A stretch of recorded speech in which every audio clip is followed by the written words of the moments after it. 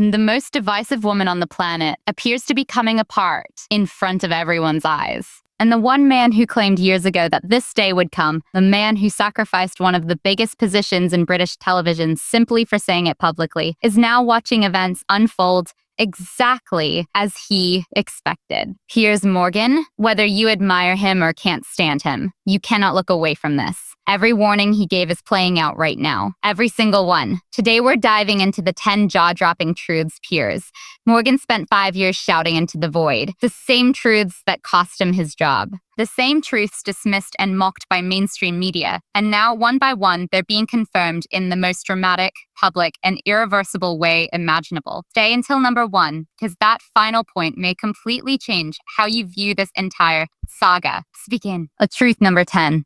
The contradiction no one can explain. We start here because this is where the cracks became visible to everyone. This was the moment millions watched things unravel in real time. Just weeks ago, Meghan Markle sat down with her close friend Jamie Kern Lima. Rocking chairs, soft lighting, no makeup, the entire setting carefully crafted to project one message. This is the authentic me. Looking directly into the camera, she told audiences she was living the happiest and most fulfilled period of her entire life. Her exact words. She spoke about her beautiful children, her flourishing marriage, and her incredible life in California. She even compared Harry to a Super Mario Brothers hero, her protector, her champion, the person who means everything to her. Remember that, because the timing here matters more than you think. Then came April 25th. Only a few weeks later, Meghan posted something to her 4.5 million followers that sent social media into complete chaos. She shared a quote about finally reaching the end of the hardest 7 years of your life. Not once, twice, on the same day. Piers Morgan reacted almost immediately, and the very first thing he did was count backward. 7 years from April 2025 takes you directly to 2018, her wedding year. The year she married Prince Harry. The year she entered the most famous family on earth. Coincidence? Piers doesn't think so. When it comes to Meghan Markle, he never has. For years, he has insisted, with complete certainty, that Meghan communicates in layers. Every message leaves room for denial. Every statement carries a target. Nothing, in his view, happens by accident. So ask yourself this. How do you move from claiming you're living the happiest life you've ever had to describing the same 7-year period as the hardest chapter of your existence in only 3 weeks? Which version are people supposed to accept? Because both stories cannot be true at the same time. They simply can't live side by side. And this is exactly where Piers has always started. Not with attacks, not with personal insults, but with journalism's simplest question, do the facts align? And according to him, time after time, they do not. Truth number 9, the queen who never existed. For 5 years, there's one point Piers Morgan has repeated relentlessly, and somehow it keeps slipping through the cracks whenever another controversy appears. Meghan Markle isn't a queen. In January 2020, she and Harry walked away from royal life publicly, dramatically, permanently. They left the institution behind. They rejected the responsibilities and stepped away from those roles. But here's the part that sends Piers into genuine frustration. Ever since then, year after year, she has carefully surrounded herself with people who continue treating her as though she never left. A Las Vegas astrologer who proudly describes herself as a ride-or-die astrologer for Hot Messes recently posted about Meghan and used the phrase, "Here's to reigning again," the capital R, capital Q, Queen. And when Meghan shared that post and it exploded online, the astrologer celebrated the attention. Think carefully about what that reveals. Look at the environment Meghan has built around herself. Look at the people she elevates and amplifies. These are the individuals calling her royalty. These are the people saying the universe owes her another comeback. These are the voices preserving an identity she technically surrendered the moment she landed in California. Piers has argued that one podcast moment where Meghan referred to herself as a princess while speaking publicly may have been one of her most revealing moments ever. She told little girls she was a real princess, yet she still said it. Because the image depends on it.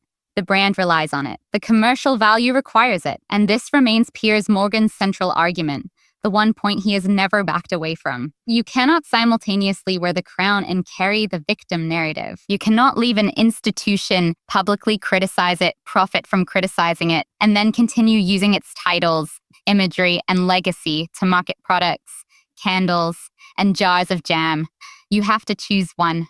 For 7 years, Meghan has refused to make that choice. And on both sides of the Atlantic, people are becoming increasingly exhausted, watching the balancing act continue. Truth number 8, the Serena Williams disaster. Nobody expected. Now we arrive at what Piers Morgan described as one of the most unintentionally revealing public relations disasters in modern celebrity branding history. And to understand why, you need the complete picture. Because while the surface level embarrassment was already painful enough, what sits underneath may be even more damaging. Meghan launched her Mother's Day collection. We're talking luxury presentation, $64 candles, $42 gourmet chocolates packaged in powder blue boxes, a lifestyle brand marketed as sophisticated luxury for the modern aspirational woman.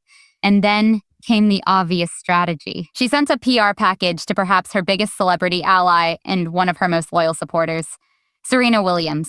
Now think about this. When your closest high-profile friend agrees to unbox your products in front of millions of followers, this should be effortless. This should be free promotion at its absolute best. The kind of publicity brands spend fortunes chasing. Serena Williams showcasing your products should be the grand unveiling of your lifestyle empire. It should be a home run. Instead, something entirely different happened. Serena opened the package and immediately things went sideways. The chocolates were crushed, broken, melted together, completely smashed. She looked at them on camera, and honestly, her facial expression communicated far more than her words ever could. Then came the detail that truly pushed the video into viral territory. Serena casually admitted that she does not even like chocolate.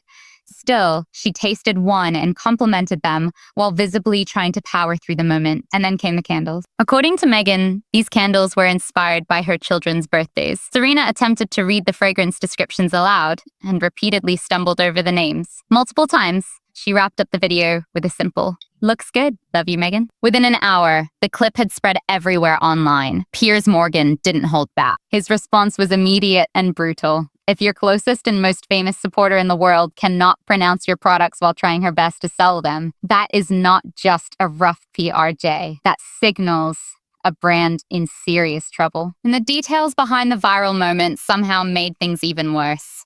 Meghan's luxury clothing resale platform reportedly moved only 8 items. 8. Some buyers claimed they received candles that arrived at Wix. Remember the original gem launch, the supposed grand introduction to her lifestyle brand? Reports surfaced of labels peeling off jars before customers even opened them. This was someone who once held a Netflix deal reportedly worth hundreds of millions, Spotify agreement valued at tens of millions. For years, arguably one of the most recognized names on the planet. And after all of that, the commercial reality looked like broken chocolates, candles missing wicks, and 8 clothing sales. No one is buying it. Literally. Truth number 7. The Ukraine speech that crossed a line many believe should never be crossed. This one is different. This isn't about branding failures, contradictions, or social media embarrassment. This one is about influence, about power, who gets to wield it and who doesn't. Prince Harry traveled to Ukraine as a private citizen. No official mandate, no government role, no palace authority, no backing from Britain. He appeared beside former prime ministers and global figures and delivered a speech urging American leadership on Ukraine, a position that directly clashed with public comments made by Donald Trump regarding the conflict. Piers Morgan's reaction was harsh. He called it immature. He called it reckless. He called it deeply irresponsible. And then came the White House response, which, according to Piers, proved his point almost instantly. Trump was asked publicly about Harry's remarks and made one thing crystal clear. Prince Harry does not speak on behalf of the United Kingdom. But here's where the situation becomes much bigger. Because while Harry was speaking in Kyiv, telling audiences this was exactly what he had been born to do, King Charles III was preparing for one of the most important diplomatic events of his reign, a historic address before the United States Congress. This was a globally significant moment requiring careful diplomacy, precision, and complete political neutrality. Harry's remarks arrived only 4 days before that event. Reports suggested frustration inside palace circles, government channels. And when you step back and examine the full picture, a former working royal who voluntarily stepped away from official duties, entering global political discussions while carrying the influence of a title he left behind, you begin to understand why backlash felt deeply personal. not merely political. Piers Morgan has reduced his position to one simple argument. You cannot continue freelancing with a title you voluntarily abandoned. You chose to step away. You chose to leave royal responsibilities behind. And you cannot embrace the identity when it boosts your global standing while setting it aside whenever responsibility comes attached. The palace appeared to view it exactly the same way, and what followed may have been the strongest indication yet that the relationship between Harry and his family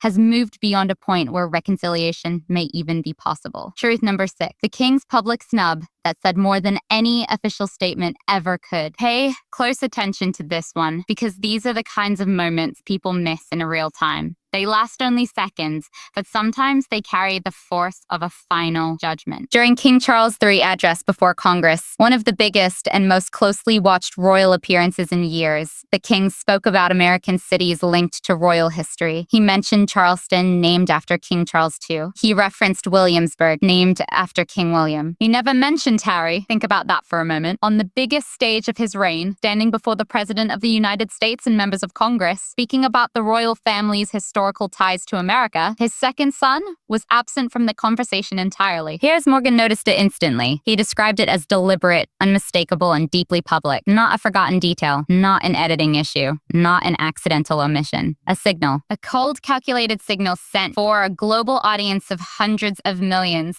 A message too public to quietly walk back later. And now place that alongside another royal example. Prince Andrew. Charles removed his brother's patronages, titles, official duties, and even his residence quietly, completely, thoroughly. And according to people speaking to Piers Morgan, conversations inside palace circles are now centered around one uncomfortable question. Could Harry be next? Sources reportedly claim Charles has considered what many are describing as the nuclear option, doing to Harry exactly what was done to Andrew, stripping titles and ending official royal connect altogether. And here's where Piers presents an argument that Harry's team may find genuinely unsettling. Andrew disgraced himself, yes, but he never publicly attacked the family. He never wrote a memoir tearing apart the institution from within. He never sat with Oprah Winfrey for a globally televised interview detailing every grievance. He didn't produce a Netflix series. He didn't spend hundreds of pages describing the royal family as cold or impossible. Harry did every single one of those things. So if Andrew faced consequences for his actions, what logic prevents similar consequences for Harry? According to those close to the king, the debate may no longer be whether it can happen. Now let's discuss the people who disappeared from Meghan's life, not as celebrity gossip, but as a pattern. Piers Morgan has repeatedly argued that the most revealing thing about public figures is not who they surround themselves with. It is who they remove. And when you examine Meghan Markle's history, the people once genuinely close to her, not casual acquaintances or PR connections, and then compare that with where those relationships ended up, Piers believes the pattern becomes difficult to overlook. Her father's side of the family, gone. Her father himself, a man who became infamous for staged paparazzi photos, entirely cut off. Former friends she once described as trusted advisors from her early royal years. Staff members who left under circumstances that eventually led to a formal palace bullying investigation. Then there was former communications secretary Jason Nauf. He put his concerns in writing. Actual emails, documented concerns describing behavior towards staff that he believed reflected a troubling pattern. He reportedly used language suggesting employees had been pushed out and their confidence steadily eroded. That matters because this wasn't anonymous gossip. This was a named individual leaving a documented paper trail. Piers has made his position very clear. A person who has distanced herself from virtually anyone who challenged her, cut off family relationships one by one, and became associated with a formal workplace investigation is perhaps not in the strongest position to launch podcasts about friendship and human connection. And yet, Meghan recently began creating content centered around exactly that topic. How to be a better friend. Piers' reaction was immediate and completely on brand. As someone he says was among the many people cut off once Meghan gained royal momentum, he argued that she may not be the person audiences are looking toward for lessons on friendship. And increasingly, audiences seem to be reaching the same conclusion. Truth number 4, the visa time bomb. Piers Morgan calls this one the silent, not because it dominates headlines today, but because in his view, it carries some of the most serious long-term consequences in this entire story. The Heritage Foundation, one of Washington's most influential conservative policy groups, has spent years fighting in federal court seeking access to Prince Harry's U.S. immigration records. And according to Piers, this is where things become potentially explosive. Because controversies come and go, public opinion changes. But legal questions have a way of staying around much longer. Truth number 4, the visa issue that refuses to disappear. The reason behind it is actually very simple, and it comes directly from Harry himself, from his own memoir, Spare, published under his name and released for the world to read. Inside those pages, Prince Harry openly discussed past use of cocaine, cannabis, psychedelic mushrooms, and ayahuasca. And on a U.S. visa application, failing to disclose prior drug use is not some harmless technical mistake. It is not a tiny administrative detail that can be fixed later with paperwork. Under federal law, it can carry serious consequences, including deportation. The attorney representing the Heritage Foundation stated it bluntly in court. If you lied, that gets you deported. And that matters because people are deported for false statements on immigration documents all the time. These are not hypothetical consequences reserved for headlines. They happen regularly, and more than half of it arrived heavily redacted. Think about that. 82 pages and large portions blacked out. So naturally, questions follow. What exactly is in those pages?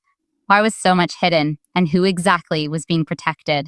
With the current political environment and a Department of Homeland Security operating under an administration that many believe has little warmth toward the Sussexes, Piers Morgan argues this story may still have a long way to go. He put it in his typically understated fashion. There may be trouble ahead. And this is where he stresses something important. This isn't simply celebrity gossip or tabloid speculation anymore. There is an active federal legal battle named Parties Involved, Attorneys on Record, and Harry's own published admissions sitting in plain view. This clock has not stopped ticking. Truth number 3, the financial reality approaching faster than expected. Piers Morgan has always argued that eventually money would become the only truth that mattered. Not titles, not interviews, not royal drama, the money. And this week, according to reports surrounding the story, that financial picture appears clearer than at any point since Harry and Meghan stepped away from royal life. Analysts close to the situation are now suggesting Harry and Meghan could have roughly 5 years before facing what one source reportedly described as a reckoning. They may not be able to rebrand their way through. Reports suggest much of the inheritance from Princess Diana has already been significantly reduced. Additional funds Harry reportedly received through family inheritance have also been described as shrinking under the weight of ongoing spending. Then, look at the current landscape. The Netflix era appears uncertain. Spotify is finished. The lifestyle brand has yet to reach the level needed to support the kind of lifestyle associated with the Sussexes. The Invictus Games Foundation is a charitable mission, not a revenue source. And then there's a detail that, according to local chatter, has become a quiet talking point around Montecito, one of America's wealthiest communities. In that world, buying a $14 million home is just the beginning. The expectation is renovation. Another several million invested, bringing the property up to neighborhood standards. That's simply how things operate there. Harry and Meghan reportedly moved into their home largely as it already existed, a property that had not seen major modernization in years. And according to people familiar with that environment, details like that send signals. Signals the surrounding community notices immediately. Some descriptions have gone so far as to label them the poorest rich people in the room, not as a compliment to modesty, but as commentary on what happens when wealth is spent, rather than continuously expanded. The estimate circulating around observers, around 5 years before major lifestyle adjustments become unavoidable. And currently, none of their income channels appear strong enough to dramatically extend that timeline. Piers Morgan has repeated one line for years. When the money runs out, that is when the real story starts. And according to him, that story may already be unfolding. Truth number 2, the bullying allegations and the institution that pushed back. This story should not disappear beneath conversations about brands, podcasts, or lifestyle products because, institutionally speaking, this may be one of the most serious controversies ever attached to Meghan's name.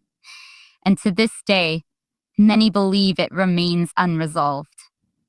In 2021, Kensington Palace announced it would launch a formal investigation into allegations of workplace bullying involving Meghan and multiple staff members. And this distinction matters. This was not a tabloid report. This was the palace itself, an institution historically known for avoiding public conflict at almost any cost, publicly acknowledging concerns serious enough to justify a formal inquiry. The timing immediately drew attention. The announcement arrived just days before the now famous Oprah interview aired. The palace stated staff had come forward and that documented communications existed requiring review. Yet the final findings were never publicly released. Officials later said results would remain confidential. Meghan's team strongly rejected the allegations, calling them a coordinated effort intended to damage her credibility ahead of the interview.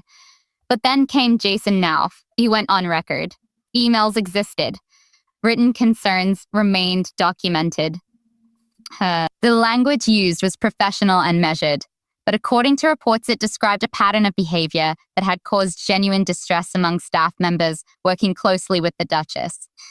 2 individuals, specifically, were reportedly described as having been pushed from their roles. And that distinction matters because this wasn't anonymous sourcing. These were named claims, documented claims, written claims. This is not gossip.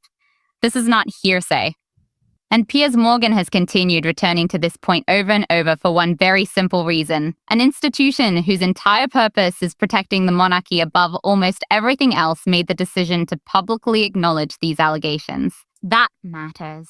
That is far from insignificant. In fact, it is the exact opposite. And once you place that formal investigation beside the long trail of fractured friendships, estranged relatives, former advisors, and relationships that ended long before royal life ever entered the picture,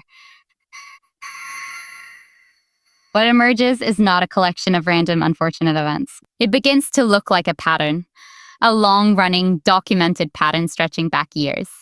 A pattern Piers Morgan has repeatedly referenced, cited, and defended for nearly half a decade. Truth number 1. The truth that cannot be repaired. And now we arrive at number 1. The point Piers Morgan identified the moment Meghan Markle sat down with Oprah Winfrey. The truth he stated so directly and so publicly that it cost him one of the biggest jobs in British television. He once asked a crowd, "Are there any Meghan Markle fans here tonight?" This was the truth that generated 40,000 formal complaints. The truth Meghan herself reportedly filed a complaint over.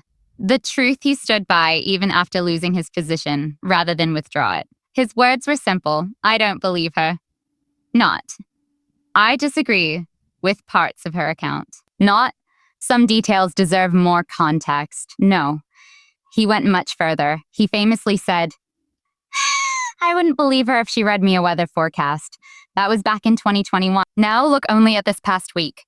She told audiences she was happier than she had ever been. Then later described the same period as the hardest 7 years of her life. She told school children in Australia she had been the most trolled person on earth for an entire decade. She reposted messaging suggesting she was ready to reign once again. And through Oprah, Netflix, and hundreds of memoir pages, Harry's family was portrayed as distant, cold, and impossible. Now stop and ask the same question. Piers has asked from the beginning. How many of those things can all be true at once? Not whether they sound convincing, not whether they feel emotionally powerful, simply whether they coexist logically, whether they begin collapsing under the weight of each other the moment they stand side by side. Because according to Piers, once you compare them directly, the contradictions become impossible to ignore. He has long argued that the central issue was never obvious lies or simple factual errors. The deeper issue, in his view, was identity. Who exactly is Meghan Markle supposed to be? Is she a victim or a success story? A duchess or a celebrity? A private mother or an international brand? Is she living the happiest chapter of her life or enduring the most difficult? Is she the monarchy's greatest missed opportunity or its most wounded survivor? According to Piers, the problem is not choosing one. The problem is tempting to be all of them simultaneously, adopting whichever version best fits the moment. And what this week may have revealed, beyond smashed chocolates, awkward unboxings, reposts, speeches, court battles, financial speculation, and headlines, is something larger. The audience itself may be changing, because for years people followed every twist and contradiction. But increasingly, many seem less willing to continue doing so. Piers Morgan paid a massive professional price for saying 5 years ago what many people are now openly saying themselves. He did not wait for public consensus. He made his position clear, defended it through enormous pressure, and walked away from a career most people would protect at all costs rather than surrender the right to express it. And one final point remains important. Not every chapter of this story is over. Harry's immigration questions remain active. Discussions around titles reportedly remain unresolved. Financial questions continue, but the runway has not disappeared completely. There is still room for decisions, still time for different choices. Still time for Harry or Meghan to take another path entirely. But according to Piers, one thing becomes far harder to recover than status or money: credibility. Because once an audience truly stops believing, not as entertainment, not as gossip, but as a repeated instinct formed over years, that trust is incredibly difficult to rebuild. A new podcast does not fix it. A lifestyle rebrand does not fix it. Carefully staged interview does not fix it. Piers Morgan believes he was right. He said it publicly. He accepted the consequences. And now, in his view, much of the public is arriving at the same place. That is the full picture. 10 truths, 5 years of buildup, and all of it arriving during one extraordinary week. Let me know in the comments which of these 10 truths stands out to you the most. And do you think there is any path back from here for Harry or Meghan? If this video gave you something to think about, make sure to hit like and subscribe. We look beyond the headlines and dig into the context that often matters most. And check out the video appearing on screen right now, because it explores the one side of this story almost nobody seems to be discussing yet.